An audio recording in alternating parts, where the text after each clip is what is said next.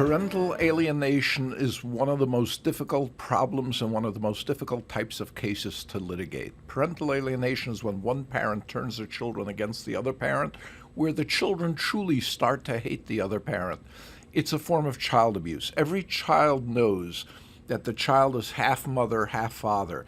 If you teach a child that one parent is all bad, you've set up an internal struggle within the child that the child can never accept themselves, and the child always has to worry whether their bad parent side is coming out. So it's devastating for the child, not only now, but the child's development and future in the long term. It's a form of child abuse. The reason they're so difficult to litigate is every alienation case, one parent says the other one is turning the children against them. And the other parent says, oh no, I'm telling the children they have to go, but what can I do? He's a son of a bitch. Children don't want to go see him. And part of the problem is that the children are genuine in their refusal to see the other parent. So typical therapy, as I wrote in my article titled Father, What Father? Parental Alienation, Its Effects on Children, and it's available on my website. You can download it at no charge. Typical therapy makes alienation worse because most therapy is designed to help you get to the inner core of what you're feeling. These children who are alienated truly hate the other parent. It's very difficult to suss out whether the reasons are legitimate or not. Every child has qualms about every parent. The question is whether it rises to the level to justify. To use Joan Kelly and Professor Dr. Wallerstein and Kelly's articulation, is it true alienation where the estrangement is not justified, or is it estrangement where the child is legitimately estranged from a parent? Very difficult cases to try. I've been fortunate. I wrote the paper. I've had the unique fortune of litigating a case in front of the late Justice Robert A. Ross in Supreme Court, Nassau County, inciting to Judge Ross's own decision in a different case in which Judge Ross cited my article. So I've had success doing this. One of my clients said, Chaim, you gave my daughter back her childhood. She's laughing again for the first time in several years. But they're very difficult to litigate. They're very difficult to succeed in. You can't wait on these cases because the older children become, the more say they have in the process, and the more judges are disinclined to ignore what the child says. And I know of judges who think that they can tell whether a child is alienated or not, which is completely ridiculous. It takes even an experienced psychologist multiple interviews, hours long, to figure out what's going on.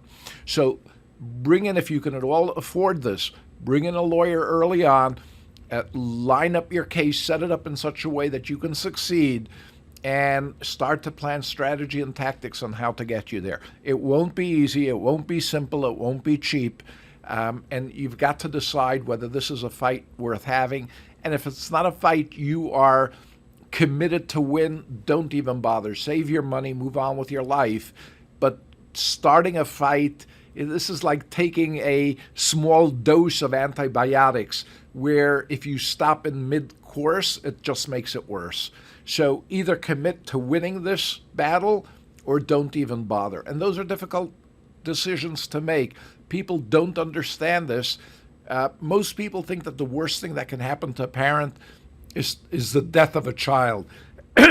And somewhat uncharacteristically, I say there's something even worse, and that is the alienation of a child, where a child is still alive, but just out of reach. And so you can't, at least, when a child dies, the parent can go through the 7 stages of grief and anger, denial, bargaining, and then make peace with it. But when the child is just out of reach, if a parent keeps hoping, hope against hope, that the child will return, there is no closure, there is no healing from it. So it's a very painful situation, both for the parent and for the child.